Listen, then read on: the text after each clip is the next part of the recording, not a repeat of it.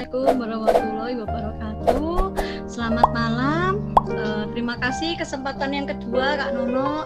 Terima kasih juga buat malam hari ini kita belajar bersama, dan selamat malam buat Pak Endah Toto. Ya, akhirnya ketemu di sini. Ya, setelah ngobrol di belakang layar, tapi ternyata Pak Toto ikut di sini ya. Jadi kita bertemu. Ini pertemuan pertama saya dengan Kak Toto juga ya. Oke. Kak Nono boleh diizinkan untuk share screen? Sudah, Kak. Oke.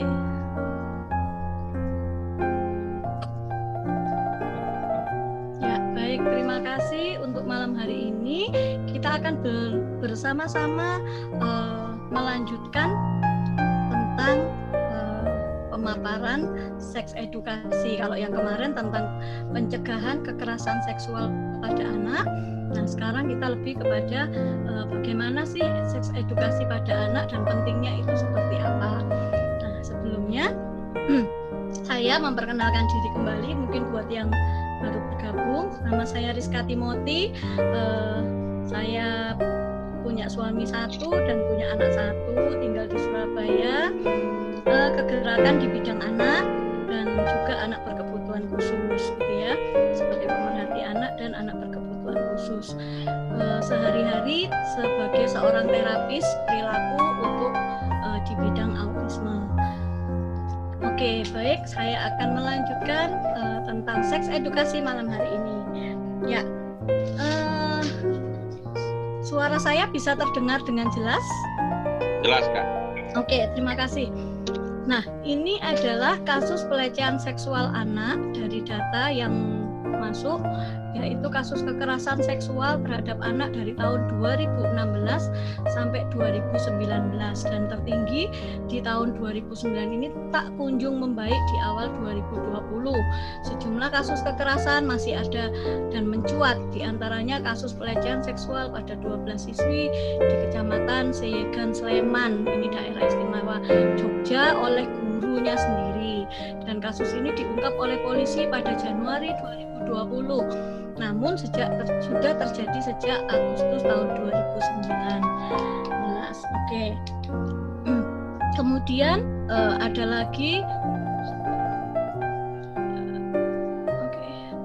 ada lagi guru les musik sodomi 4 bocah di Sukabumi. Jadi guru les musik ini menawarkan les musik gratis untuk beberapa anak-anak untuk bisa mengikuti latihan, gitu ya. Nah, orang tua juga menyetujui karena oh ini loh gratis, jadi kamu ikut saja. Tapi ternyata guru les tersebut menyodomi 4 dari siswanya, begitu ya. Nah, ini sih masih diselidiki, masih diduga karena guru les tersebut mungkin adalah korban emon beberapa tahun yang lalu, jadi masih sedang dalam penyelidikan ya, karena korbannya waktu itu ratusan, gitu ya. Nah, ini adalah salah satunya, mungkin masih diselidiki. Nah, kemudian belasan anak di bawah umur jadi korban pelecehan seksual. Terus juga lagi incest, kasus kekerasan seksual terbanyak pada anak perempuan. Ini dari tahun 2019 Komnas Perempuan ada 2.340 kasus kekerasan terhadap anak perempuan. Jadi 770-nya adalah hubungan incest. Oke. Kemudian itu dalam negeri lah, gimana dengan luar negeri? Ternyata juga ada pelakunya orang Indonesia dan itu dilakukan di luar negeri sana, yaitu Renhat Sinaga. Renhat Sinaga adalah predator seksual, setan pemerkosa berantai terbesar dalam sejarah Inggris, dan dia dihukum penjara seumur hidup ya. Jadi di sini ada banyak bukti bahwa video perkosaan yang direkam Renhat itu dimasukkan dalam DVD dan lain sebagainya ya. Nah, di sini. Kemudian ada banyak kasus-kasus yang lain seperti JIS ya, Jakarta International School pada Maret 2014 yang diperlakukan oleh OB-nya ya kalau nggak salah terhadap siswa yang ada di sana. Kemudian yang di Sukabumi kekerasan seksual pedofilia. Kemudian yang kemarin ini kejadian anak usia 8 bulan itu mengalami pelecehan seksual oleh asisten rumah tangga yang ternyata disuruh suami untuk memvideokan, dan itu bayi 8 bulan itu vaginanya itu dimasukkan benda seperti penutupnya bedak itu lah kalau nggak salah. Jadi dengan penutup bedak itu si istri ini pengen menyenangkan hati suaminya, makanya divideokan, dan ibunya mengetahui karena kok seringkali dia menangis dan lain sebagainya, akhirnya diintip sendiri, dilihat sendiri, dan akhirnya diketahui bahwa pembantu ini, asisten rumah tangga ini memperlakukan pelecehan seksual terhadap anak usia 8 bulan. Kemudian kasus Loren dengan Wawan yang sejak usia 11 tahun dan sekarang 14 tahun melahirkan seorang anak, dan sekarang masih lagi dalam dirumahkan di perlindungan anak itu ya. Kemudian banyak kejadian-kejadian yang tidak terlaporkan, dan yang paling jelas ini adalah FBI menyatakan bahwa Indonesia itu sebagai menjadi sorga bagi kejahatan pedofilia. Nah ini ya kasus-kasus pelecehan seksual.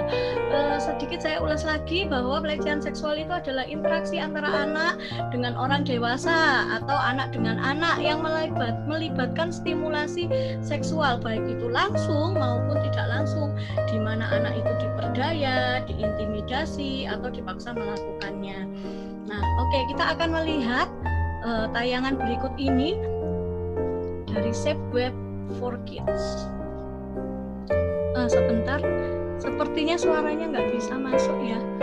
Saya share sound dulu.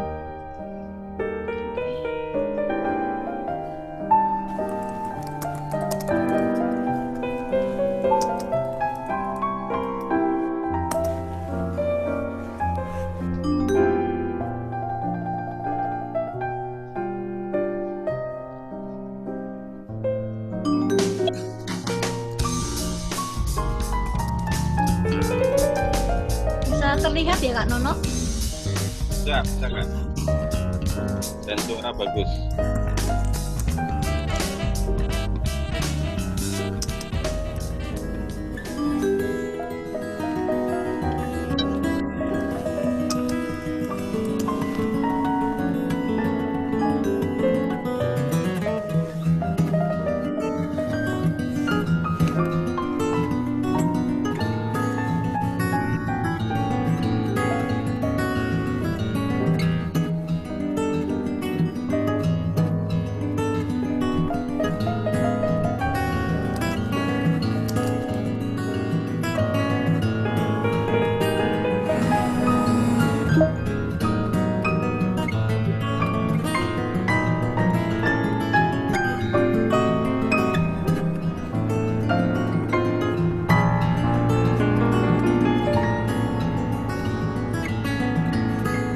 Malia?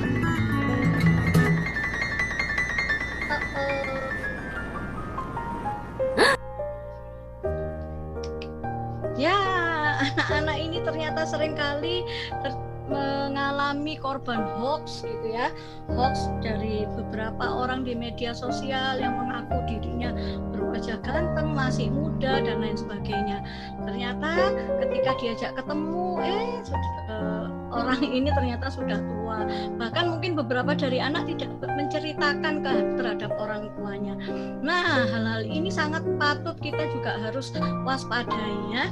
Nah, jadi bagaimana sih pelecehan seksual itu dengan sentuhan? Pelaku itu mulai mencium, memeluk atau menyentuh bagian tubuh anak. Kemudian pelaku meminta anak menyentuh tubuhnya. Nah, ini juga beberapa dialami oleh anak-anak. Saya pernah mendampingi seorang anak waktu itu kelas 1, kelas 2 SD. Dia sempat cerita bahwa dia juga diperlakukan demikian, tapi tidak dipegang tubuhnya, tapi justru anak ini memegang anggota tubuh lawan jenisnya, gitu ya. Nah, kemudian yang berikutnya, tanpa sentuhan itu seperti apa sih? Menunjukkan foto, video, film, website porno, dan lain sebagainya. Meminta anak menonton langsung aktivitas seksual. Nah, ini ada di sebuah sekolah di Surabaya. Itu dilakukan oleh guru. Guru ini adalah guru bahasa Indonesia.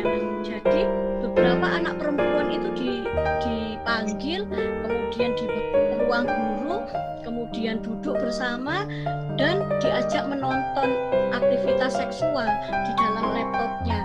Nah, kebetulan waktu itu ada salah satu anak les di teman saya ini guru lesnya, dan akhirnya teman saya bilang, loh, di sekolah ini anak sudah begini-begini.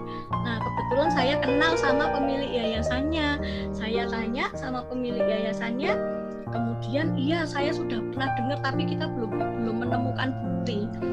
Nah, kebetulan si guru ini juga masuk dalam tim humas sekolah, jadi suka moto-motoin anak, khususnya anak perempuan yang badannya seksi. Katanya dibilang itu loh bajunya kurang dirapetin, kurang diseksiin dan lain sebagainya.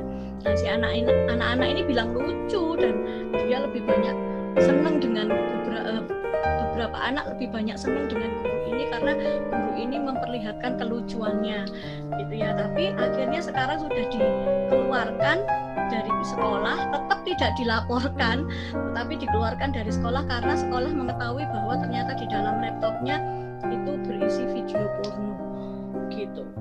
Nah, ini meminta anak menonton langsung aktivitas seksual. Kemudian yang berikutnya adalah memperlihatkan bagian tubuh ke anak. Nah, ini juga masuk ya. Kemudian meminta anak berpose tanpa pakaian. Kemudian mengatakan hal-hal yang membuat anak merasa tidak nyaman terhadap tubuhnya. Siapa sih pelaku itu? 90% orang dikenal oleh anak. 30%-nya anggota keluarga, 40%-nya staf sekolah atau daycare-nya, 20%-nya teman orang tua atau tetangga atau pengasuh, 1% pelaku wanita dan lain sebagainya. Termasuk yang tadi ya, itu bagian dari 1% pelakunya wanita. Nah, ini kekerasan seksual terhadap anak. Setiap tahunnya sekitar 400 anak Indonesia menjadi korban kekerasan seksual. 60% korban anak laki-laki, kemudian 40% korban anak perempuan. Lebih banyak justru sekarang ini anak laki-laki ya. Nah, pelaku kebanyakan adalah orang dekatnya si anak. Ini sumbernya dari KPAI. Kebetulan pas lagi ada di TV saya foto ya. Oke. Nah, siapa korbannya? Korbannya adalah anak-anak sebelum usia 18 tahun. One in 4 girls, one in 6 boys ya. Nah, ini sebelum di usia 18 tahun bandingannya. Dan itu banyak bisa dari media, bisa dari keluarga dan lain sebagainya. Oke. Ada kekerasan seksual yang tidak terlaporkan. Nih kasus yang tidak dilaporkan. Kenapa ada 50-90%? Karena takut disakiti, takut tidak dipercaya, malu dan rasa bersalah dan lain sebagainya. Dan anak-anak yang lebih rentan mengalami ini adalah ketiadaan figur orang tua, tinggal di dalam keluarga yang mungkin punya sejarah KDRT atau pernikahan yang tidak bahagia, alkohol, narkoba dan lain sebagainya. Dan yang paling rawan itu di anak berkebutuhan khusus. Ini sangat rawan hingga mereka dewasa pun itu juga mengalami kekerasan seksual. Nah, kemudian ini adalah isi dari perlindungan anak ya. Isi dari perlindungan anak pasal 76 di Undang-Undang Nomor 35 2014 tentang perlindungan anak. Setiap orang dilarang melakukan kekerasan atau ancaman kekerasan memaksa anak melakukan persetubuhan dengannya atau dengan orang lain dan lain sebagainya. Jadi perlu diperhatikan karena anak-anak ini nggak bisa bersuara. Siapa yang menyuarakan? Ya kita-kita. Kalau kita tahu segera laporkan gitu ya. Tapi yang paling penting adalah dampingi anak-anak untuk bisa mereka mencegahnya gitu ya. Oke. Stop sexual abuse, protect our children. Nah, pahami gejala anak mengalami kekerasan seksual. Gejala fisiknya, rasa sakit mungkin ketika buang air kecil. Nah, noda atau pendarahan atau luka di daerah genitalnya atau anusnya.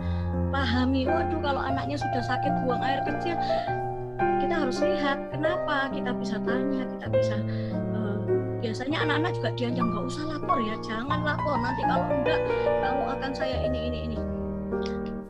Kemudian gejala emosionalnya, anak mudah cemas, anak ketakutan yang tidak biasa, baik itu terhadap benda, terhadap orang ataupun tempat tertentu.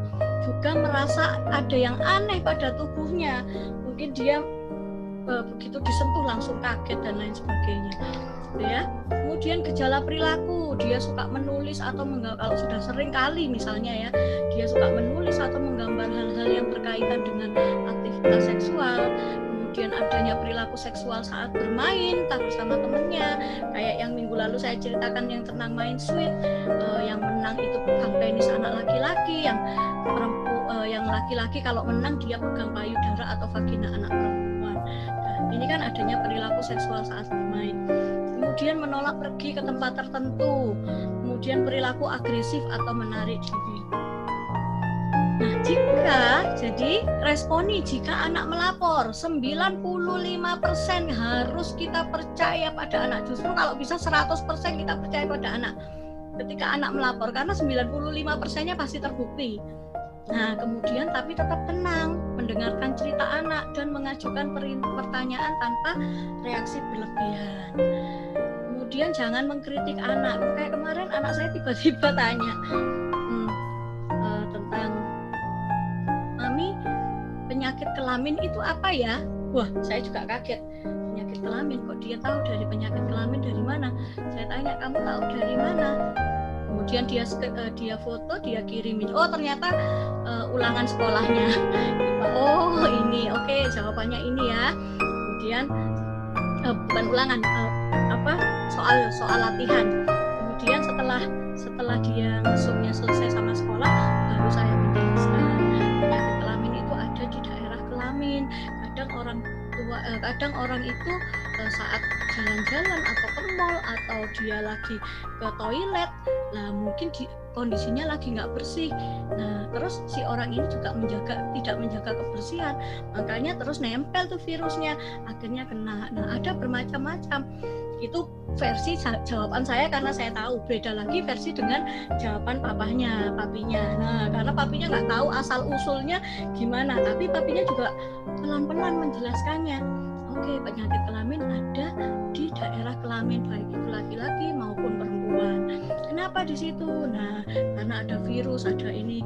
Biasanya itu terjadi karena misalnya orangnya itu belum menikah, sudah punya pacar, tapi dia tidak menjaga tubuhnya sehingga dia bisa dipegang-pegang sama orang asing atau orang lain, atau juga ganti lagi temennya yang lain satu dengan yang lain. Nah, ini penjelasan papanya, tapi kemudian kita harus cross check kan, namanya orang tua itu kan nggak sendiri ya, pasti ada ayah dan ibu. Nah, ayah dan ibu ini harus meng-cross check kan, kemudian kita bisa jelaskan bersama-sama. Itu yang paling penting. Jadi jangan sampai pertanyaan anak itu tidak terjawabkan, ya. Kemudian berikan penanganan pada anak bahwa mereka tidak melakukan hal yang salah dan bahwa orang tua akan melindungi mereka. Kamu nggak salah, kamu adalah korban. Dan sekarang ada mama dan papa, ada ayah dan bunda, ada ibu dan bapak. Kami akan melindungi kamu. Jadi kamu nggak usah takut, ada kami. Nah, begitu ya. Itu kita bisa jelaskan. Kemudian baru lapor ke pihak berwenang. Juga minta dukungan profesional, medis atau psikologis, misalnya konseling anak, bawa anaknya ke konselor gitu ya, karena konselor punya teknik-teknik khusus, punya trik-trik khusus untuk anak bisa bercerita. Oke, pakar seksologi Dr. Boyke Dianugraha ini mengaku tercengang dengan sebuah penelitian yang menyuguhkan data 6-20% anak SMA dan mahasiswa di Jakarta pernah melakukan hubungan seks pranikah. Lebih mengagetkan lagi, survei dilakukan terhadap mahasiswa kedokteran di sebuah universitas swasta yang menyatakan 35% dari mereka sepakat adanya seks. Nah, luar biasa ya. Apa yang terjadi dengan dunia ini? Perlukah pendidikan seks untuk anak usia dini? Saya bilang perlu. Kenapa? Ya, anak-anak perlu diajari perkembangan seksual yang sehat pada anak adalah tahap terpenting dalam sejarah kehidupan. Orang tua harus paham perkembangan anak. Oh, perkembangan apa saja sih yang harus dipahami? Perkembangan fisik, perkembangan emosi, perkembangan kognitif, kemudian tahap perkembangan sosio-emosional, kemudian tahap perkembangan motorik kasar, motorik halusnya, tahap perkembangan komunikasi, dan lain sebagainya. Kalau minggu lalu saya sudah kasih kayaknya di milestone ya. Ayah bunda bisa cari milestone, di situ ada tahapan-tahapan perkembangan yang ada. Nah, setelah dari tahapan perkembangan itu kita masukkan ke arah perkembangan seksual yang sehat. Jadi untuk anak usia sekian saya ngomongnya harus gimana, memperlakukannya harus bagaimana, dan itu dimulai dari perilaku dan peranan orang tuanya sehari-hari. Oke, sekarang saya mau bertanya, ada yang tahu ini adalah botol air mineral? Ya, saya mau bertanya kepada salah satu dari peserta. Saya bertanya kepada Ibu Juliana Lawa Yahya. Ya, Ibu, ini adalah botol air mineral. Kalau botol ini saya isi dengan air bersih dan saya berikan kepada Ibu, kira-kira Ibu kondisinya lagi haus, kira-kira mau meminumnya tidak? Boleh di-unmute? Kalau dari situasi dan analisa saya akan waspada. Apakah orang yang memberikan minum ini saya percaya atau enggak? Nah, ini anak kecil, Bu. Tiba-tiba Ibu haus, terus kemudian saya adalah orang yang Ibu kenal atau orang terdekat. Ini saya kasih air minum. Kira-kira Ibu mau meminumnya? Kalau saya anak kecil kayaknya langsung Minum ya. Oke, baik. Tapi seandainya air mineral ini bukan air bersih, tapi diisi sama air kubangan atau air cucian atau cuci tangan lah ya, terus itu airnya agak keruh gitu ya. Nah, saya berikan ke Ibu untuk minum, kira-kira Ibu gimana? Saya juga masih anak-anak ya. Ya, tapi airnya keruh ya. Airnya keruh, kotor. Saya kasihkan, silahkan diminum.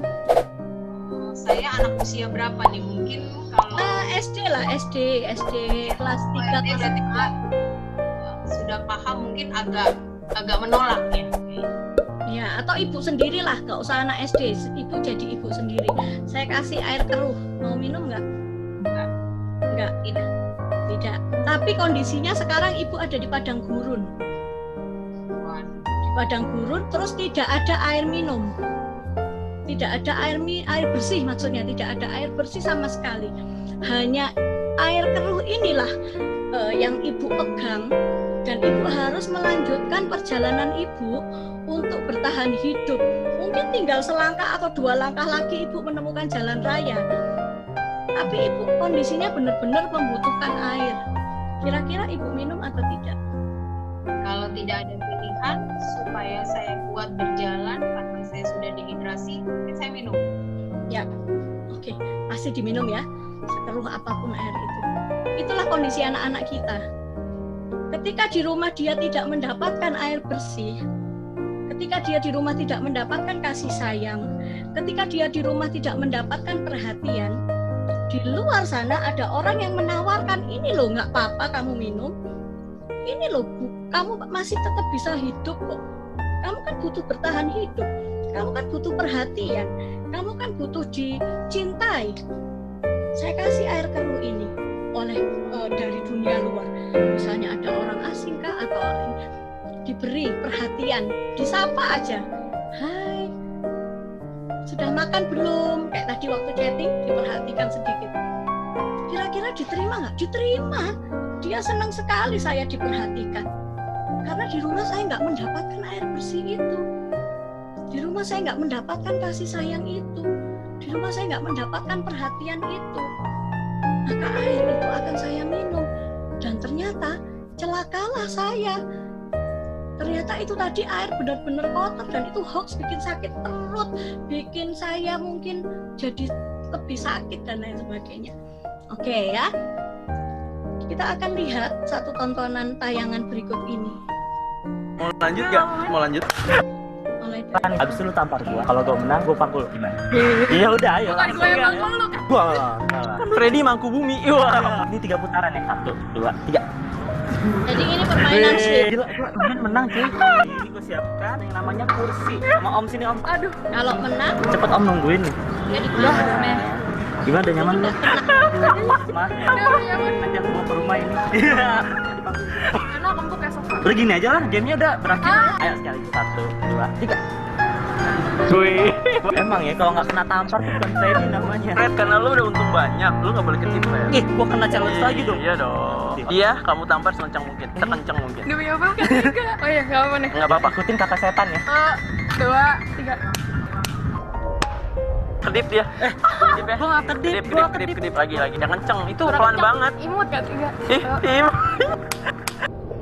Kedip Fred. Kedip itu kurang kenceng Fred lagi. Sampai bunyi yang kenceng. Lu ngomong dulu dong, Freddy duta tampar Indonesia. Ngomong dulu. Di Duta Tampar Indonesia.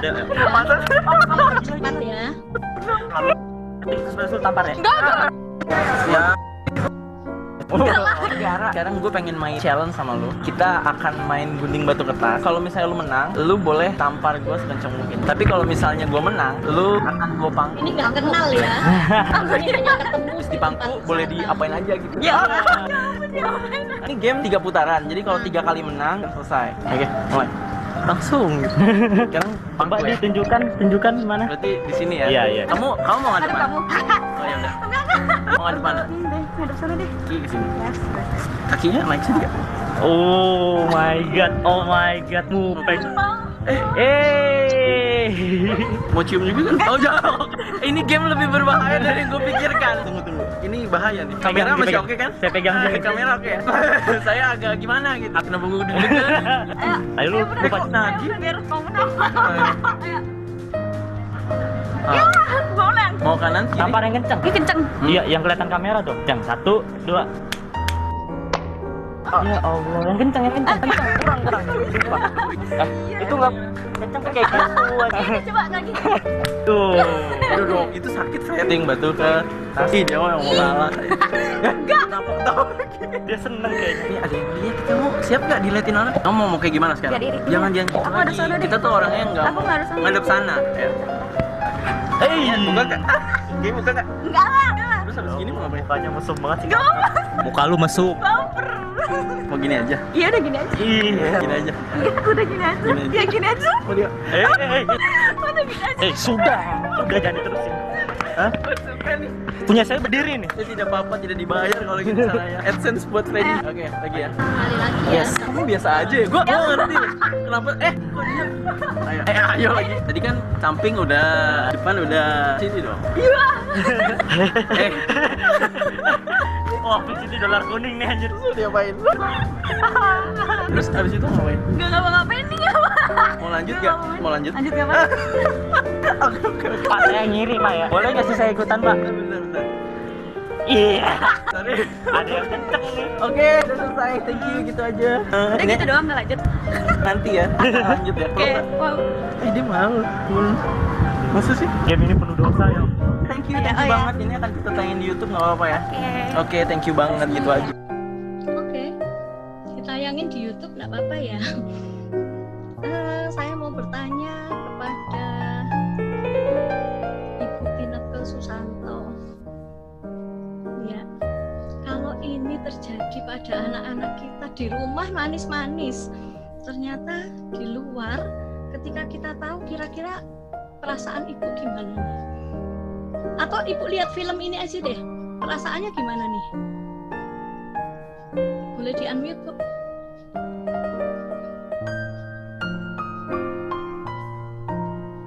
Ibu Tineke. Iya. Pastinya kalau saya melihat ini saya jengkel gitu ya. Terus kemudian sama si anak cewek ini kok mau gitu ya, istilahnya dikerjain gitu, padahal kenal enggak gitu. Seandainya itu anak saya, kalau dia cerita di rumah gitu, oh man tadi saya main gini, pasti saya akan marahi gitu. Kok kamu mau gitu ya, yang tanpa orang kenal. Itu sih reaksi saya. Saya lihat ini juga terpancing jengkel gitu ya, walaupun dia hanya canda-candaan gitu. Ya. Oke, terima kasih pendapatnya ya. Jadi ternyata ini mungkin dia nggak jujur pastinya sama orang tua, karena sudah tahu dimarahi. Kalau aku jujur pasti bakal dimarahi. Yang kedua, aku nggak dapat perhatian itu dari rumah, aku nggak dapat air bersih itu tadi. Jadi ketika ada orang yang menawari di sini tadi, dia sangat senang sekali. Mungkin beda dengan kasus yang pertama tadi yang sweet. Yang ini lebih lagi karena apa? Begitu dia ditawarin untuk nempel, dia mau langsung nempel, dia mau langsung peluk karena dia membutuhkan. Dia butuhkan perhatian itu, mungkin dia butuhkan sentuhan itu, mungkin di rumah dia nggak dapat dari orang tuanya dan segala macam kemungkinan yang ada. Tapi terkadang orang lain itu memanfaatkan kondisi ini, memanfaatkan tentang kesempatan-kesempatan yang ada, dan akhirnya dibuat bahan bercandaan, dianggap sebagai hal-hal yang lucu. Dan ini terjadi bukan hanya di luar negeri. Kalau di luar negeri ada tuh permainan Jepang memang. Nah, tapi ini sudah di Indonesia. Ada juga kiss or slap. Jadi kalau menang dicium, cium bibir. Kalau kalah ditampar. Kalau di YouTube silahkan cari itu kiss or slap. Ya. Nah, ini sama bagian dari permainan, sama dengan ternyata sudah sampai ke Surabaya. Anak sweet kalau yang menang dia pegang penisnya. Kalau yang cowok menang dia boleh pegang itu payudaranya hanya dengan sweet. Dan ini sudah di mana-mana yang kita sendiri nggak tahu bahwa itu kondisinya sudah terjadi. Oke, saya lanjutkan. Nah, kapan sih terakhir kita itu membicarakan seks kepada anak kita? Bapak Nukas Immanuel, boleh saya bertanya?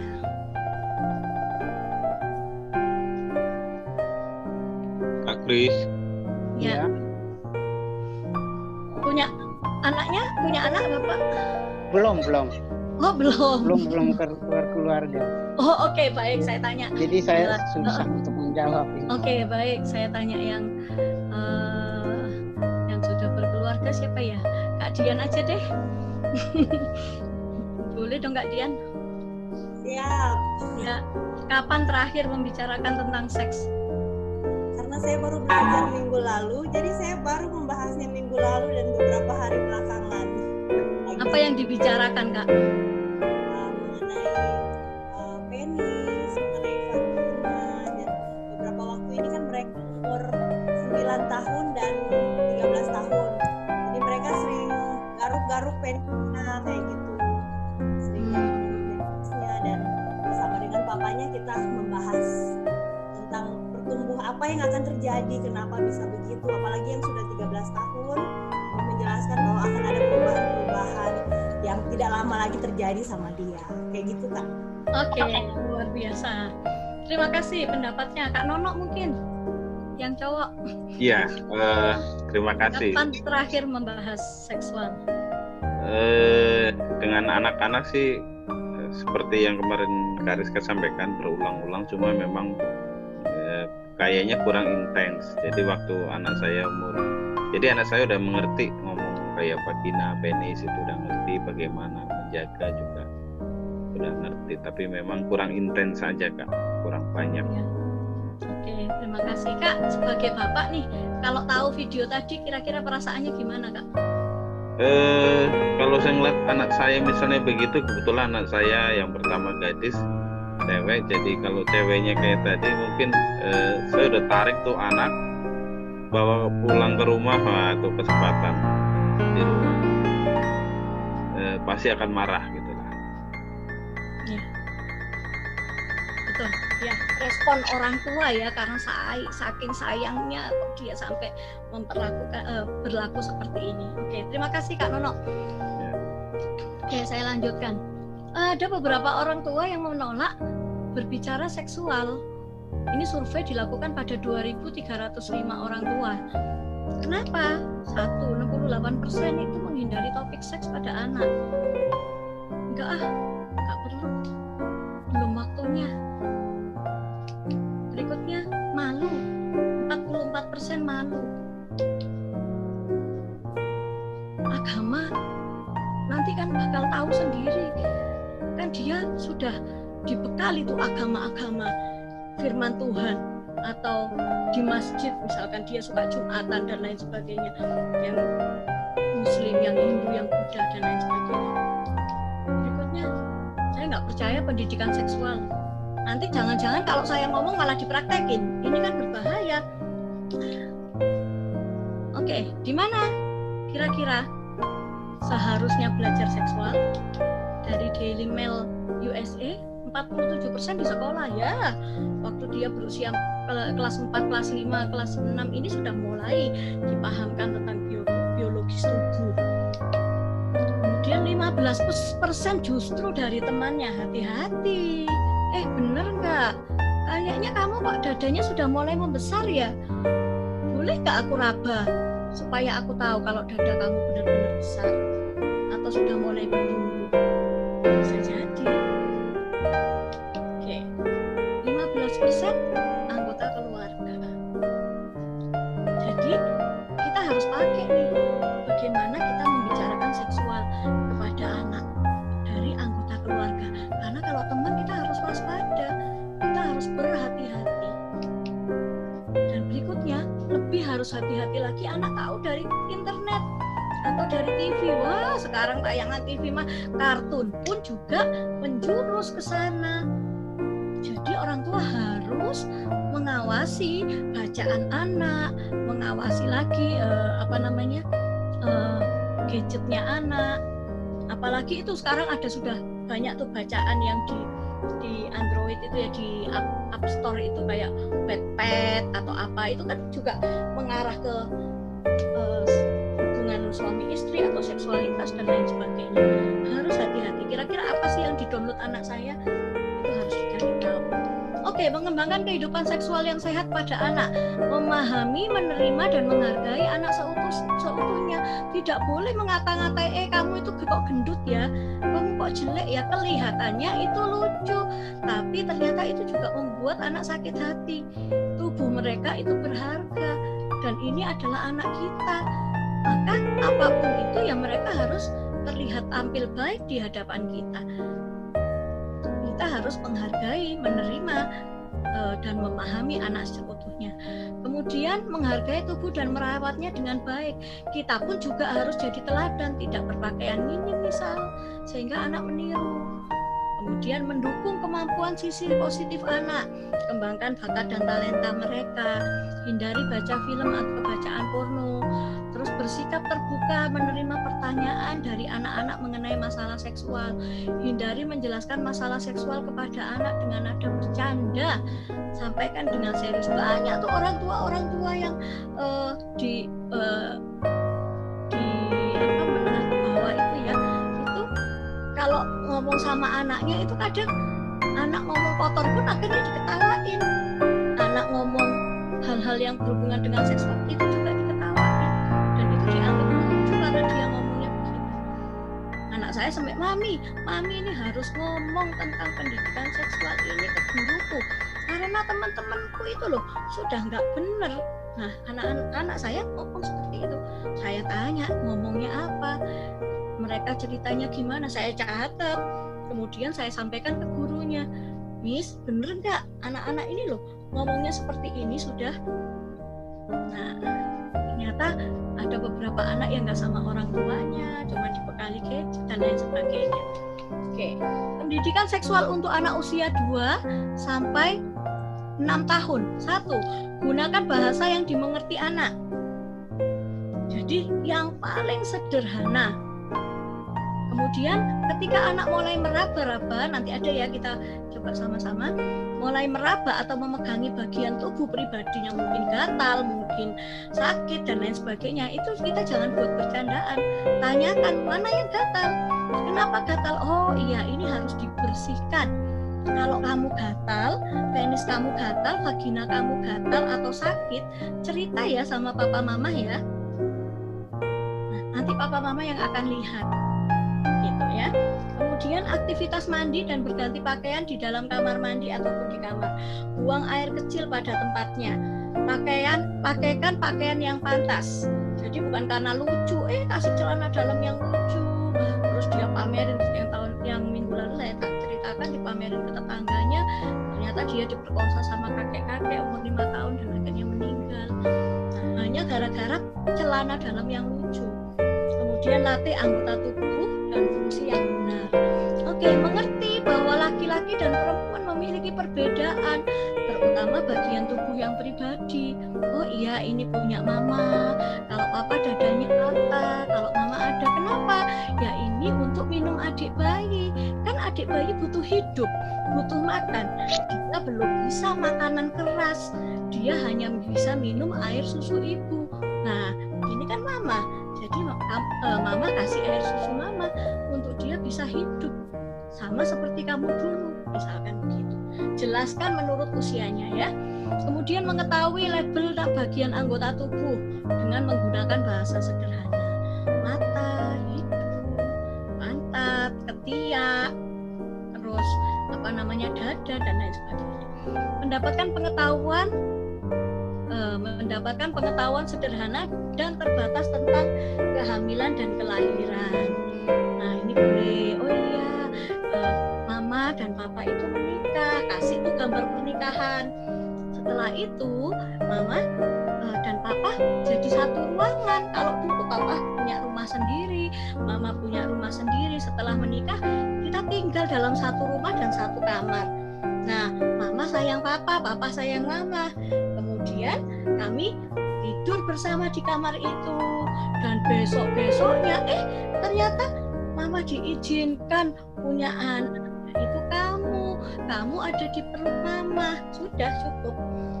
Oh dia tahu bahwa mama papanya menikah terus ada dalam satu kamar, satu ruangan. Itu ya. Kemudian selalu terbuka dengan pertanyaan-pertanyaan anak karena mungkin rasa ingin tahunya mereka. Ya, gitu. Kemudian fenomena perilaku mereka, menikmati ketelanjangan, misalkan keluar kamar mandi nggak pakai baju. Nah, itu mereka sangat menikmati sebenarnya. Terus mainin penisnya, misalkan kok rasanya ada nikmat ya. Nah ini di sini punya kenikmatan sentuhan pada alat kelamin sudah ada. Nah menunjukkan permainan seks dengan teman-temannya, misalkan main kuda-kudaan biasa sama ayah ya, main kuda-kudaan, alatnya di punggungnya ayahnya gitu. Itu masuk dalam permainan seks, tapi kita nggak membahasnya gitu. Terus kemudian gunakan istilah tertentu pada teman-temannya, kata istilah, oh iya ini juga punya penis, laki-laki temanmu, kalau yang perempuan punyanya vagina. Nah ini harus ditutupi dan lain sebagainya. Kemudian pengamatan tubuh antara laki-laki dan perempuan, oh ada bedanya. Kalau perempuan itu rambutnya yang panjang, misalkan yang laki-laki rambutnya pendek. Kalau perempuan lebih suka pakai rok yang kelihatan dulu. Setelah itu baru yang tidak terlihat. Nah, yang tidak terlihat kita bisa berikan dengan gambaran tentang visual support atau juga dengan boneka. Itu kita bisa berikan. Kemudian memegang alat vital secara terbuka. Nah, tidak boleh sembarangan kita memegangnya di tempat di mana saja kita bisa buka, di kamar nanti sama papa mama atau di kamar mandi. Ya, ini berlaku. Oke, pendidikan seksual untuk 6-9 tahun. Pemahaman anggota tubuh dan fungsinya ditingkatkan pemahamannya. Oh, kalau mata itu untuk melihat, tapi melihat yang baik-baik, tidak untuk melihat yang tidak baik. Nah, kalau tadi kan hanya cuma mata untuk melihat. Kalau di sini sudah dijelaskan, mata untuk melihat tapi yang baik. Loh, yang nggak baik itu gimana?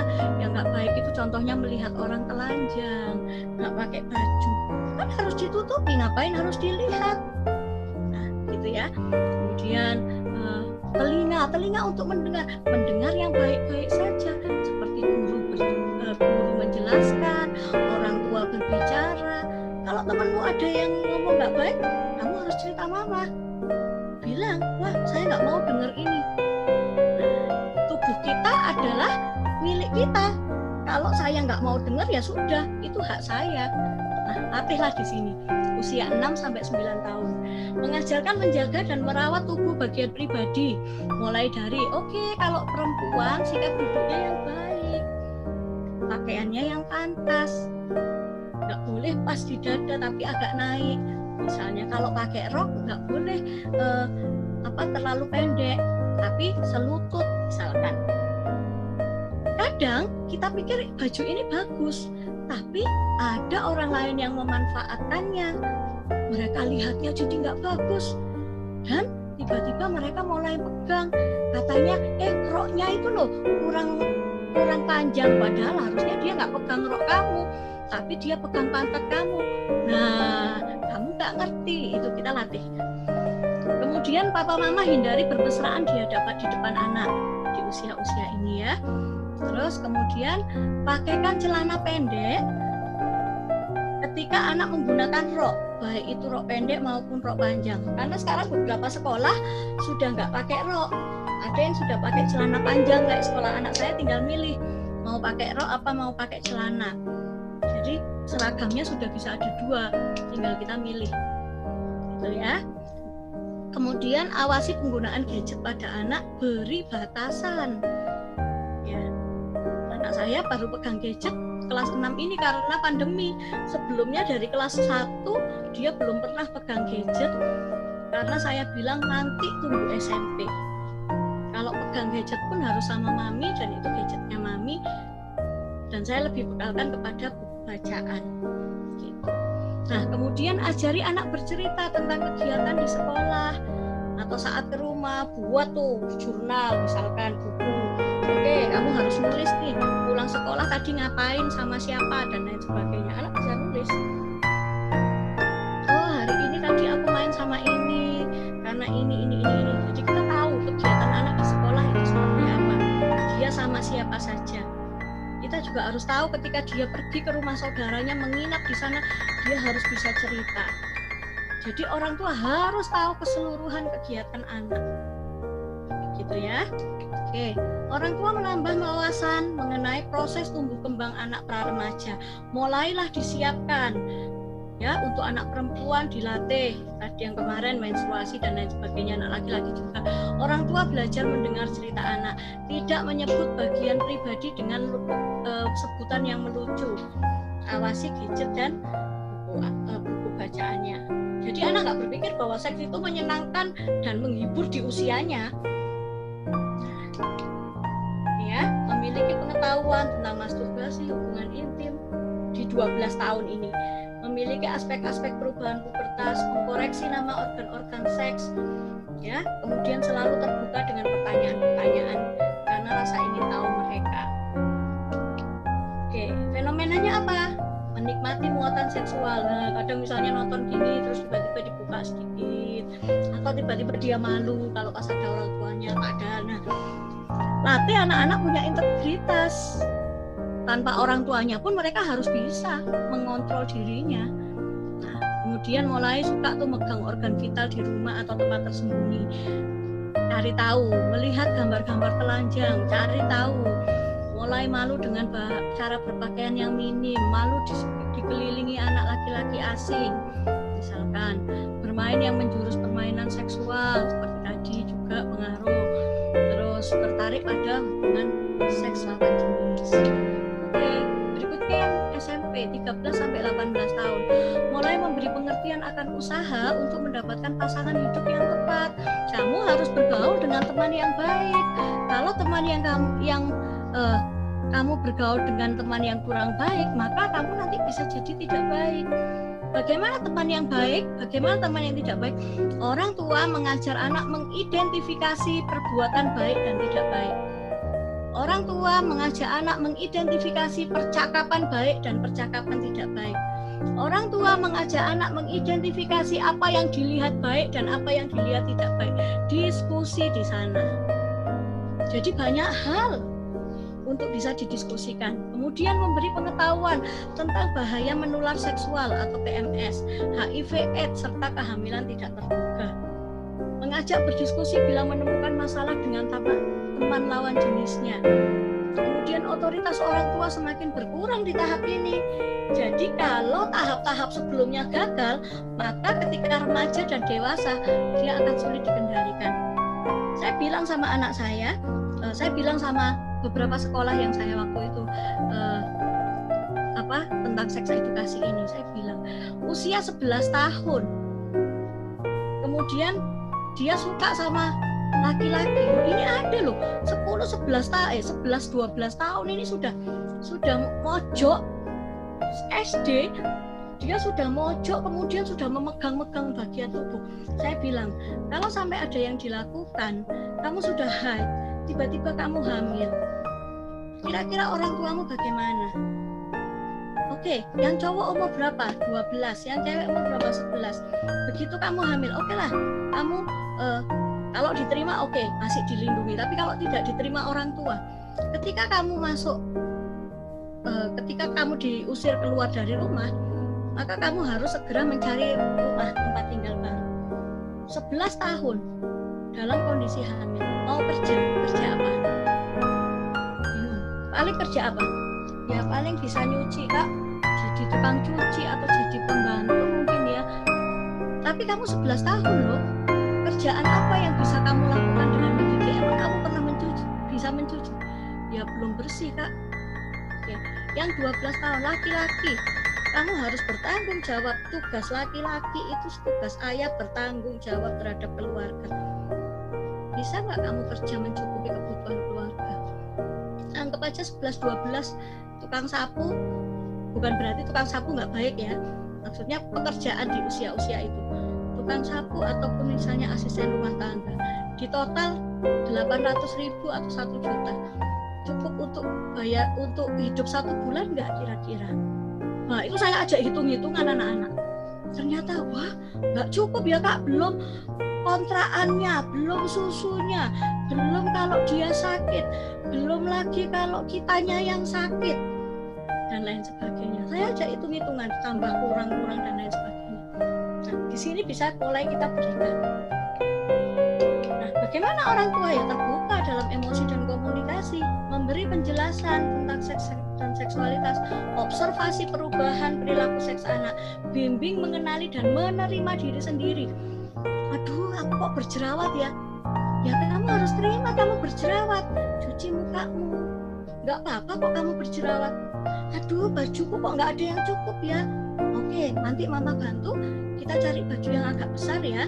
Tapi nanti sama-sama mama kita olahraga ya. Kita mau menjadi ramping supaya kamu nggak terlihat besar lagi. Nah, belajar mengenali dan menerima diri. Ajak mereka untuk kita bimbing, gitu ya. Kemudian memberitahukan perubahannya dan akibatnya. Akibat dari dengan berteman dengan yang nggak baik atau berteman yang dengan teman baik itu apa akibatnya, itu kita bimbing. Ciptakan lingkungan sehat dan aman buat mereka, gimana mereka tinggal. Ajari kebersihan dan perawatan, ya. Kemudian saya tanya anak saya, besok kamu kalau SMP kalau jalan-jalan sama temanmu, Mami boleh ikut enggak? Ya enggak boleh Mi, malu Mi. Terus tapi papi itu katanya mau ikut aku. Ya enggak apa-apa, kan papi menjaga kamu. Nanti papi akan duduk di tempat yang jauh. Yang penting papi tahu kamu aman. Nah itu harus diberitakan berulang-ulang. Karena papi bukan mau mengurusi pertemanan kamu, tapi papi harus yakinkan kamu aman. Kalau kamu sudah aman, papi sudah mengenal lingkunganmu, sudah tahu lingkungan sehatmu, ya maka papi akan lepas. Tapi itu ada waktunya, bukan saat awal SMP. Kapan, Bi? Tunggu waktu papi, nanti papi yang akan bicara, oke, kamu sudah siap. Nah, itu kita yang harus infokan. Ya. Kemudian kesempatan untuk belajar dan konsultasi. Mami, temanku lo tadi begini. Orang tua harus belajar mendengar. Harus dengar-dengaran. Jadi begitu dia cerita temennya, kayak tadi ibu tadi aku main gini loh sama temenku, terus aku harus dipangku, terus ibu marahin. Wah, besok lagi nggak cerita dia. Tapi tanyakan, kita tarik nafas. Aduh, saya jengkel banget, tapi saya harus jadi orang yang dipercaya. Kira-kira perasaanmu gimana tadi waktu kamu main pangku-pangkuan? Ya agak nggak nyaman sih, agak nggak enak nih, kamu nggak kenal loh, kok bisa begitu? Nah dia sih ngajak dulu, kamu kok bisa menyetujuinya? Ya seru sih untuk ini. Catat, beri diskusi dengan anak, karena dengan marah itu sebenarnya tidak menyelesaikan masalah. Sulit, tapi kita harus berpikir bijak untuk apa sih yang harus kita keluarkan, apa sih yang harus kita utarakan. mengontrol diri kita. Mungkin saya mau nampar dia, mungkin saya mau marahin dengan keras dan ini kok nggak ngerti.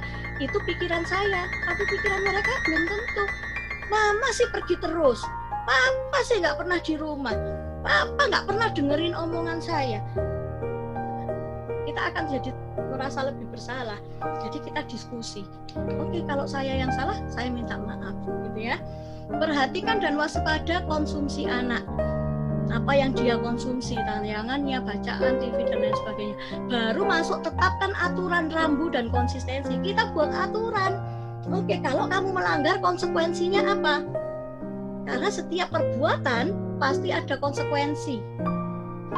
Kalau kamu melanggar konsekuensinya apa? Terus konsisten. Oke. Begitu sekiranya pemaparan materi hari ini. Tapi sekarang saya mau ajak kita semua menyampaikan hal-hal tentang seks edukasi ini kepada anak. Jadi apa sih yang harus saya sampaikan kepada mereka dengan materi-materi ini, gitu ya. Kalau tadi itu adalah pemahamannya. Oke, sekarang kita masukkan. Ini kita anggap anak-anak ini ada di usia kelas 1 sampai kelas 3 SD. Ya, saya sebagai ibunya, kakak-kakak, bapak ibu, ayah bunda sebagai anaknya. Ya, nanti di tengah-tengah boleh langsung di-unmute, langsung ngomong. Oke? Kita siap ya. Baik, hari ini mama dan papa mau cerita. Oke. Ceritanya tentang superhero. Wah, hebat banget. Kalian itu adalah superhero. Siapa yang tahu superhero? Ya. Ya. Oke. Tahu superhero? Apa sih superhero itu? Jagoan. Jagoan. Apalagi ada yang tahu? Boleh. Kayak Superman bisa terbang. Wah, Superman bisa terbang. Apalagi kuat. Pahlawan. Pahlawan. Nah, Orang hebat. orang yang hebat. Oh, oke. Superhero itu adalah pahlawan, orang yang hebat, jagoan. Nah, tahu nggak sih kalau kita itu juga superhero, kita itu pahlawan, kita itu orang hebat. Tapi orang hebat buat apa ya? Wah, kita itu adalah superhero-nya tubuh kita. Setuju nggak? Superhero tubuh kita. Kita ini hebat loh. Nah, kalau kita seorang superhero, kita ini harus menjaga tubuh kita. Kita pahlawan bagi tubuh kita. Contoh nih, misalkan, aduh aku itu mau makan ayam. Biasanya mereka suka ayam fast food ya. Hari ini Senin saya makan ayam fast food. Besok saya makan lagi. Lusa saya makan lagi.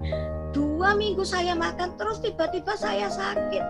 Kira-kira kamu jadi superhero buat tubuhmu enggak? Enggak, karena kamu bisa sakit dengan makanan-makanan enggak sehat. Nah, seorang superhero adalah seorang yang senantiasa berjaga-jaga, seorang yang senantiasa menjaga diri dari bahaya yang mengancam keselamatan diri sendiri. Ayam itu bahaya kalau kita makan setiap hari. Yang harus kita makan setiap hari adalah buah, sayur. Jadi tidak boleh makan ayam siap saji setiap hari. Kenapa? Nah, kita bisa ceritakan. Ada MSG-nya mengandung ini dan lain sebagainya gitu ya. Kalau belum tahu kita nggak usah ceritakan. Oke. Selanjutnya seorang superhero itu harus menjaga diri dari Ya, orang yang kamu terkontaminasi Americano. Ya, ada Americano di sini. Ya, kemudian menghindar dari orang-orang yang jahat, menjaga diri dan menjaga tubuh. Mungkin temanmu bilang, nggak apa-apa, sekali aja loh. Nggak apa-apa, kan kemarin, sekarang masih 2 kali. Tidak, kamu harus bisa menjaga diri. Nah, menjaga diri itu seperti apa?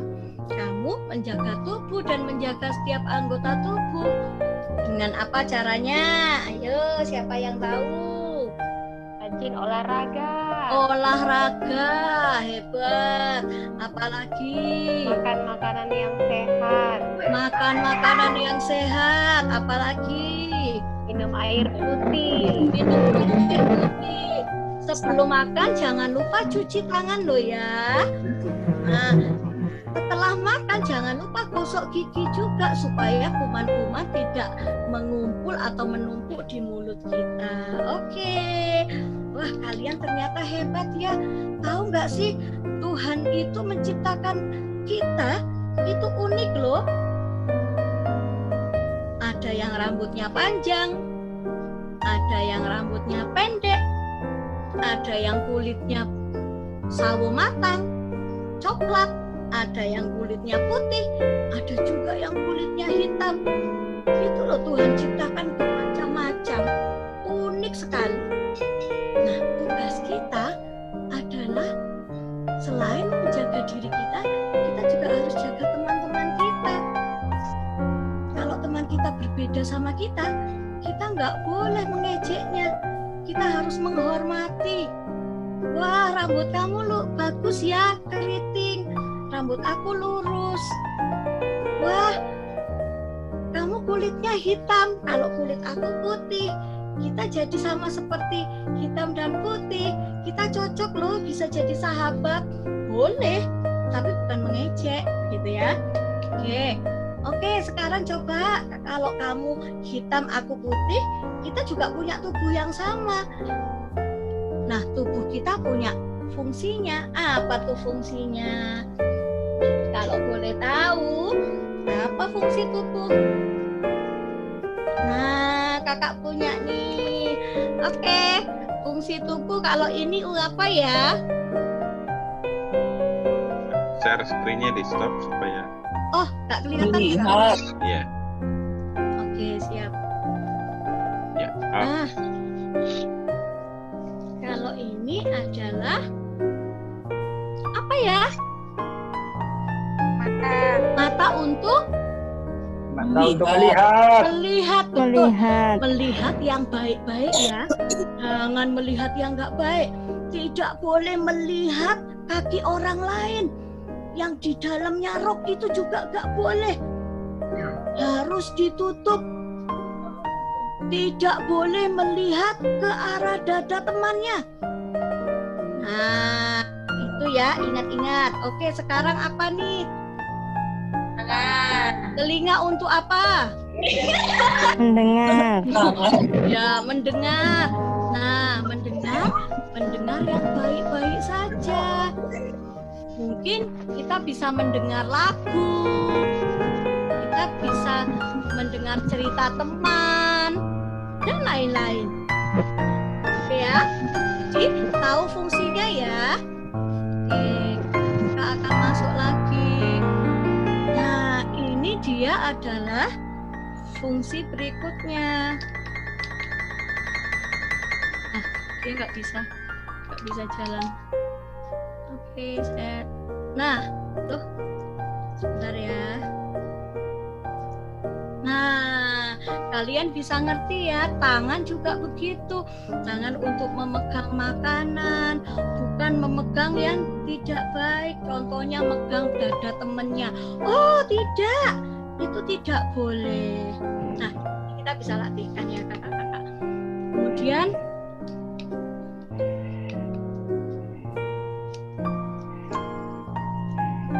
oke, kita adalah manusia yang harus menjaga tubuh kita, menjaganya dengan makanan sehat. Menjaga diri itu penting loh.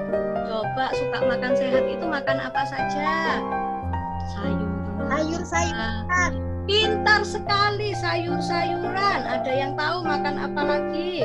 Buah-buahan. Buah-buahan, tapi ingat sayurannya harus dicuci dulu, buah-buahnya harus dicuci dulu baru kita makan supaya kita tidak sakit perut. Oke. Selain itu berolahraga. Siapa yang suka olahraga? Iya. Saya. Yuk, olahraga. Oke, Kak Vena, olahraganya apa? kakaknya? Jogging.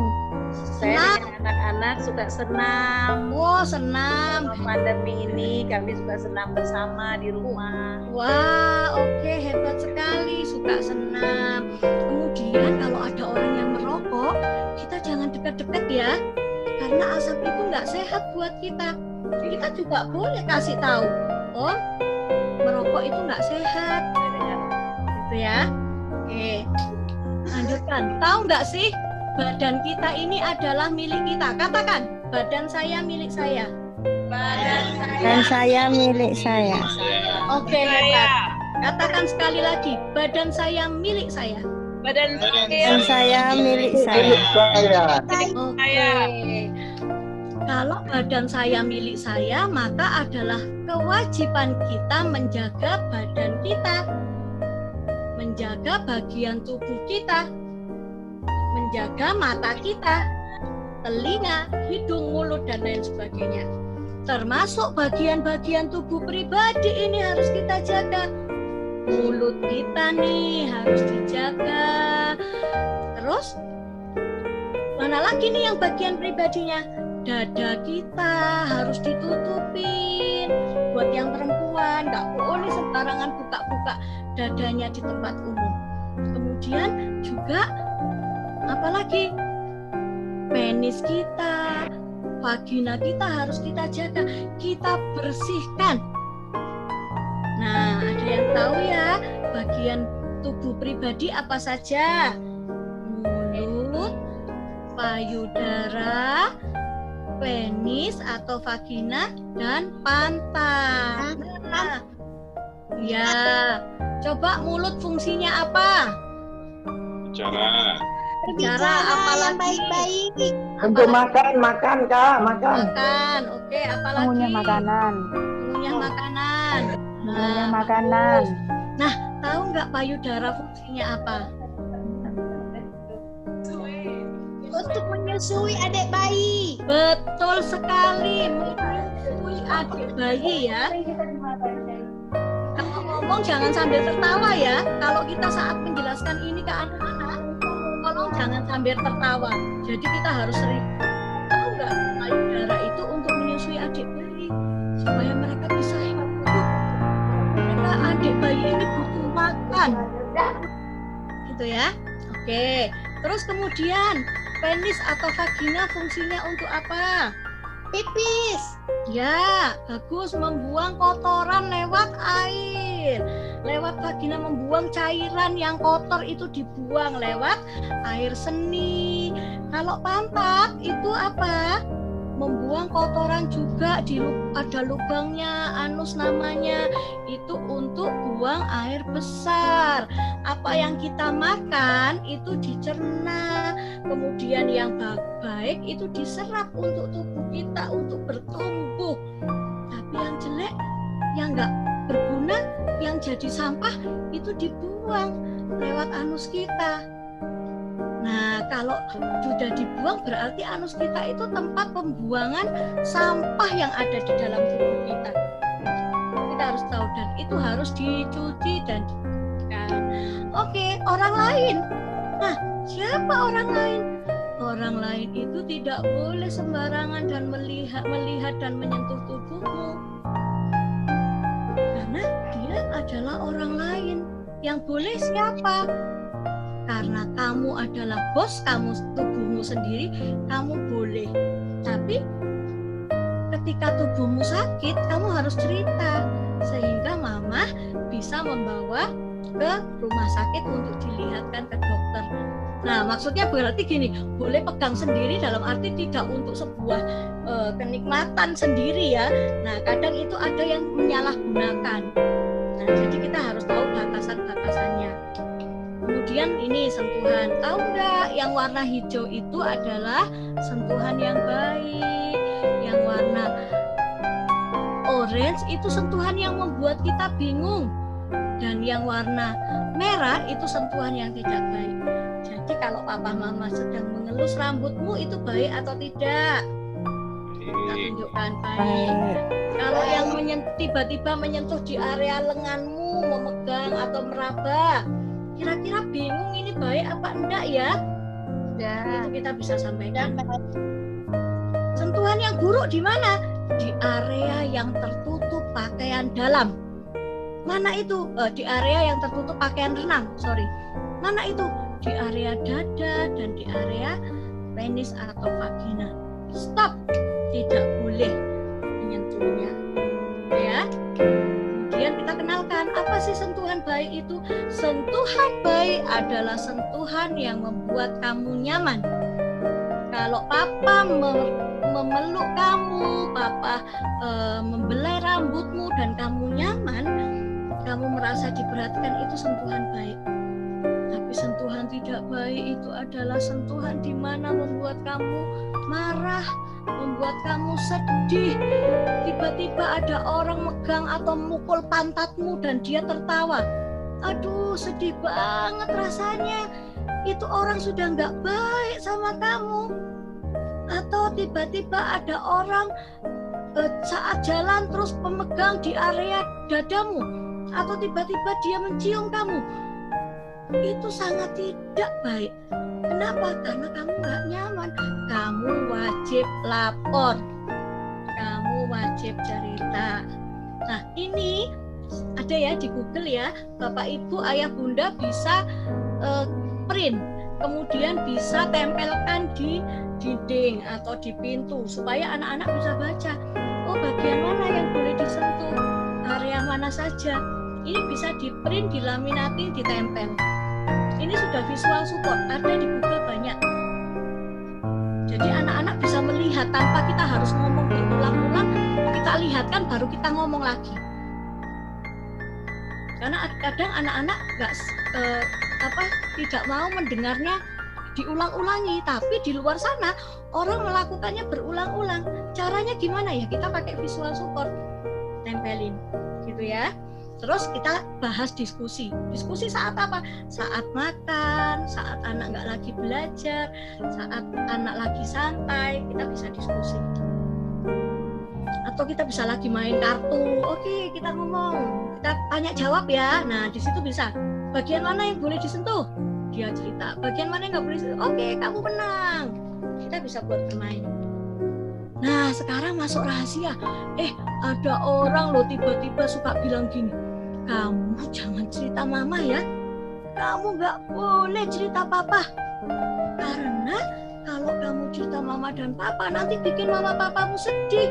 Kan kamu nggak mau mama papa sedih. Katanya kamu pengen mama papa gembira.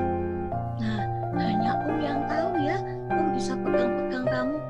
Akhirnya si anak nggak cerita karena takut dibuat sedih. Terkadang orang di luar sana memberi stigma-stigma kepada anak-anak kita. Nah, rahasia yang baik itu apa sih? Rahasia yang baik itu kalau mama papa mau kasih hadiah ke kamu saat ulang tahun. Tapi kalau ada orang lain ngomong itu rahasia nggak baik. Kamu tetap harus cerita sama mama papa. Cerita sama guru, sama orang tua. Karena mama papa yang bisa tahu kondisi kamu. Nah, gitu ya. Itu kita bisa artikan. 3 peraturan keselamatan diri. Ayo kita sebut. Nah, ini nggak usah cerita lagi, tapi mereka harus masuk dengan aturan. 1. Tidak boleh siapapun menyentuh bagian tubuh kecuali untuk kebersihan dan kesehatan. Orang lain pun tidak boleh minta kalian menyentuh bagian pribadi mereka. Ini aturan. Jadi kita sudah nggak ngomong kayak tadi ya, tapi ini kita masuk aturan. Katakan tidak. Lari dan beritahu pada orang dewasa yang kamu percayai. Oke, kita mau latihan ya. Kalau kita bilang tidak, berdiri tegak, pandang mata orang itu, lalu bilang tidak. Ajarin anak-anak untuk menolak. Gak apa-apa, tidak, tetap harus tegas. Jadi latih dia, berdiri tegak, pandang mata orang itu, teriak tidak, bilang tidak. Kalau orang itu maksa, lari. Kamu boleh menangis untuk bisa melarikan diri. Kamu boleh menggigit. Kalau saat kamu dipeluk, kamu boleh gigit dia. Begitu terlepas, kamu harus lari. Jadi jangan bilang gini, kamu nggak boleh gigit orang lain. Itu kamu melukai orang. Akhirnya anak-anak nggak punya pertahanan diri. Kan nggak boleh nyakitin orang lain. Padahal sebenarnya dia yang lagi disakiti. Nah, di sini Ini bisa boleh di role play ya? Ya, Role silakan play. Kak Yud kalau mau role play. Oh, enggak. Itu mungkin teman-teman lah. Oke, begini ya kalau mau role play. Bentar. Oke, semua bisa. Videonya boleh dinyalain sih. Ya, berdiri tegak. Semua videonya boleh dinyalain. Yuk, kita siap ya, berdiri tegak. Yuk, semua boleh berdiri tegak. Pandang mata orang itu. Jadi seakan-akan penjahatnya di depan mata kita nih. Anak-anak kita latih role play. Pandang mata dengan jangan ketawa. Nah, ini kemarin kita role play dengan anak-anak, anak-anaknya ketawa. Saya bilang tidak boleh ketawa. Anggap di depanmu ada orang jahat yang mau ngusilin kamu. Maka kamu harus marah. Berdiri tegak. Pandang mata orang itu. Katakan tidak. Tidak. Wah, Ibu Felio keren. Katakan tidak. Tidak. Oke, siap ya. Berdiri tegak. Pandang mata orang itu dengan wajah yang keras. Katakan tidak. Tidak. Tidak. Tidaknya jangan. Tidak, jangan. Atau tidak. Kalau sudah ngomong tidak terus tidaknya gini. Tidak ya, akan jadi mangsa lagi. Dimangsa lagi. Tapi kita harus tegas. Tidak. Sambil melotot. Begitu orang itu mau Kak Yudi tuh pegang si anak ini, dikejar, dipegang, kemudian digendong si anak ini. Kakinya boleh nendang. Jadi waktu itu role play sama anak kelas berapa Kak Yud? Kelas 2 ya, kelas 3 ya? Kelas 3 ya, kelas 3. Kelas 3 ya. Boleh tendang, ayo tendang. Jadi Kak Yud harus ditendang. Begitu sudah kesakitan kan diturunin ya anak, lari dia. Nah, jadi itu harus diulang-ulang. Papa harus role play sama anak laki-laki. Mama harus role play sama anak perempuan. Itu yang akan diberitakan berulang-ulang. Coba kamu kalau tak peluk dari belakang, gimana kamu menghindar? Boleh. Papa juga boleh latihan sama anak perempuan. Karena kan biasanya anak perempuan tiba-tiba didekap sama orang laki-laki. Nah, itu harus di role playkan, gitu ya. Oke. Nah, ini juga bisa di print kemudian ditempelkan. Lari ke tempat yang ramai, teriak minta tolong, bilang orang tua, guru atau orang dewasa. Tapi ternyata nggak ada yang percaya, cari orang dewasa yang lain sampai benar-benar didengar. Ya. Nah, ini tipsnya ada, mandikan pakaian dan lain sebagainya. Nanti bisa saya share, nanti bisa di print, ditempel. Ya. Kemudian bila belum mendapat orang dewasa, beritahu kepada orang dewasa lain yang kamu percayai. Yang ketiga adalah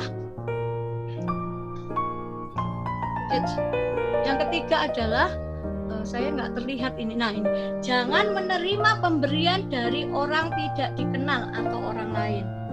Enggak om, saya nggak boleh mama saya. Enggak om, saya nggak boleh terima apapun dari orang lain. Tidak tante, saya nggak bisa. Jadi belajar menolak. Terus menjaga diri dengan aman, beritahu lokasi dan tempat orang tua, tempat kepada orang tua. Anak SMP ya, Pak aku mau ke sini. Sekarang sudah ada GPS tuh, jadi bisa ngikutin kemana anak pergi. Nah, minta izin jika pergi ke rumah. Bila di sekolah minta izin guru. Beritahu orang lain siapa kita akan pergi. Oke, saya mau kemarin ini sudah dijelaskan. Sebelum kita akhiri, saya mau pilih salah satu untuk menjelaskan lingkaran sosial, atau bisa langsung di unmute. Nanti saya akan mengirimkan buku kekerasan pada anak. Saya punya buku kekerasan pada anak, nanti saya diinfo alamatnya, saya akan kirimkan buku tersebut ya. Boleh, siapa yang mau mempraktekkan tentang lingkaran sosial ini? Ada? Minggu yang lalu sudah saya berikan sih.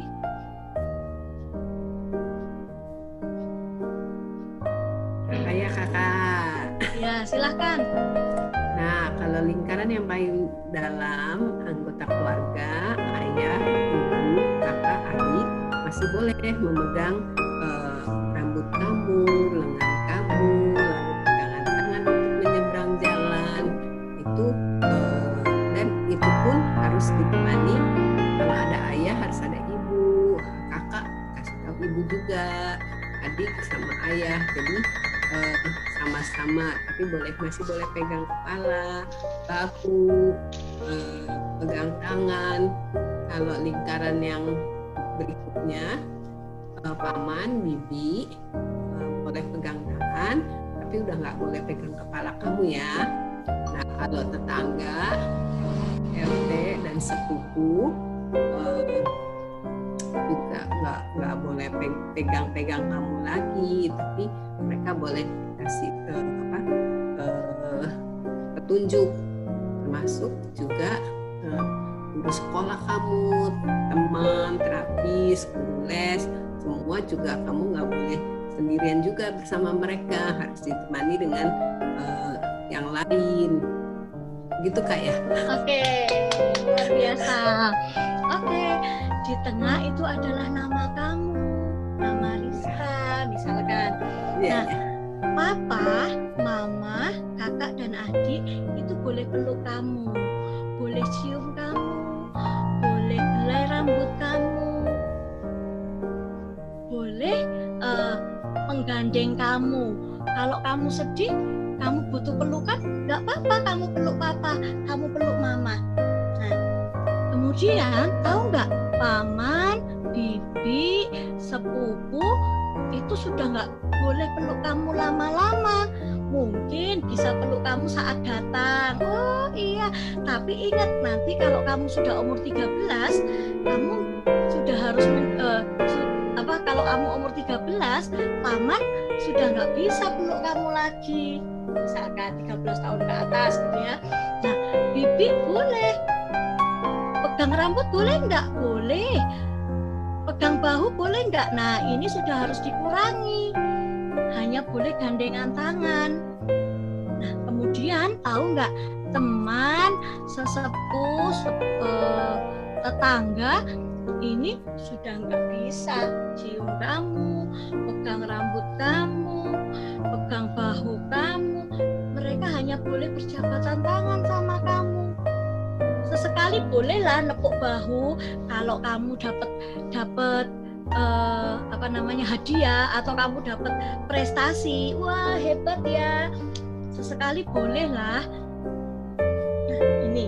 Tapi untuk teman, guru atau orang-orang yang di luar sana itu hanya boleh berjabatan sama kamu. Terus kalau pedagang es gimana? Boleh nggak jabatan sama kamu? Sama kamu. Nah, ajak mereka ngomong. Kira-kira pedagang es boleh nggak ya? Kalau nggak perlu ya nggak usah jabatan. Kan kita cuma beli esnya aja. Nah, boleh nggak pegang-pegang bahu kamu? Ngapain juga pegang-pegang bahu? Kan kita cuma beli saja. Setelah itu pergi. Nah, itu kita bisa ajarkan dan latihkan di area lingkaran sosial ini. Nah, sekarang yang terakhir, kamu harus menjadi anak yang bijak. Selain daripada kamu menjaga tubuh kamu harus rajin beribadah, membaca Alkitab, membaca Al-Quran, membaca buku kitab suci dan lain sebagainya. Berdoa bersama keluarga dan milikilah waktu yang bahagia sama papa dan mama. Rekreasi kah? Jalan-jalan kah? Nah, terus kamu juga rajin belajar supaya kamu bisa berprestasi. Untuk apa sih? Untuk masa depanmu kelak, untuk masa yang akan datang, yang akan mempersiapkan kamu menjadi anak yang sukses, yang luar biasa. Oke, gitu ya. Nah, ini juga bisa di print, bisa ditempel. Ini ada dari Jawa Pos. Surabaya punya gerakan tentang tangkis. Tangkis ini Against Child Sexual Abuse. Nah, P apa? Tubuhmu adalah milikmu. A. Ada rahasia di balik baju. N. Nggak boleh ya nggak boleh. G. Gelagat bahaya, waspadai. K. Kalau dipaksa lawan. I. Ingat, nggak semua rahasia itu baik. S. Selalu cerita ke orang tua. Ini bisa di-print, ada di Google juga. Tangkis Jawa Post for Her. Nah, biasa jaga dan rawatlah tubuhmu untuk pasangan masa depanmu. Tuhan menciptakan laki-laki dan perempuan itu sangat unik, dan uniknya Tuhan juga membuat mereka berdua tertarik satu sama yang lain. Ya, untuk apa? Meneruskan kehidupan selanjutnya. Oke, demikian penjelasan Mama dan Papa untuk kamu supaya kamu bisa menjadi anak yang keren, yang bijaksana, yang sukses di masa yang akan datang. Menjadi superhero ya, Kak. Menjadi superhero, betul sekali. Oke, kita akan lihat yang satu ini ya.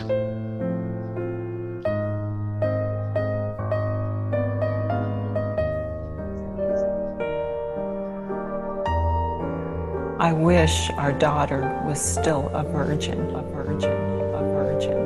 I wish my friends would shut up about it. I wish. I wish my parents didn't know. I wish I never clicked there.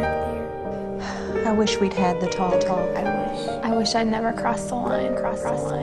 I wish we had said no. I wish my dad would have told me. I wish I had known how to talk to him. I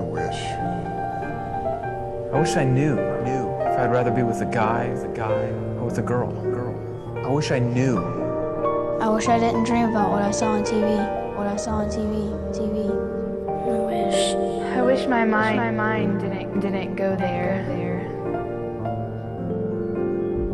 I wish I could have talked to her earlier. I wish my mom would have told me. I wish we'd never gone that far. I wish I loved her. I wish I hadn't waited for a better time to talk to her. I wish he'd stop texting me stuff like that. I wish I had known oral sex counted as sex.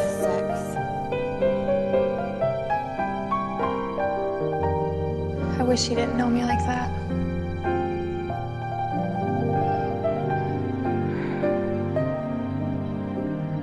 I wish. I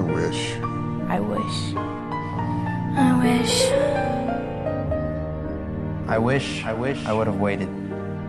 I wish I would have waited. I wish I would have waited. I wish. True love waits.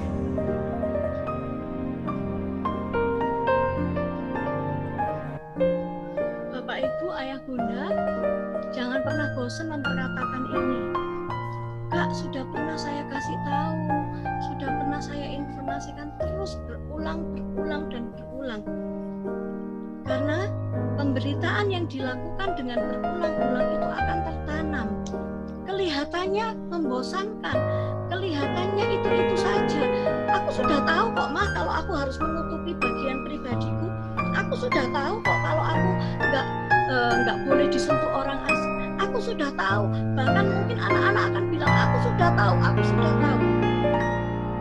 Tapi sekali kita membiarkannya, kesempatan itu akan diambil oleh orang-orang yang nggak bertanggung jawab. Dan ketika kesempatan itu diambil, mereka sudah kehilangan sebuah kekudusan dan kesucian untuk di masa-masa yang akan datang. Lebih baik kita perkatakan berulang-ulang, tidak apa-apa. Lebih baik membosankan, tidak apa-apa. Lebih baik rumah kita kotor, kita tempelin itu semua, tidak apa-apa. Asal mereka aman. Ingat, mengajari anak tentang seks tidaklah berbeda dengan mengajari mereka mengenai hal-hal lain dalam kehidupan. Tidak ada orang tua yang membiarkan anak balita bermain masak-masakan dengan menggunakan pisau potong. Pasti tahulah itu berbahaya. Dan yang terakhir, kita nggak bisa melindungi putra-putri kita dari kehidupan, tapi kita bisa mempersiapkan mereka untuk menghadapi kehidupan. Terima kasih Kak Nok. Demikian sharing dari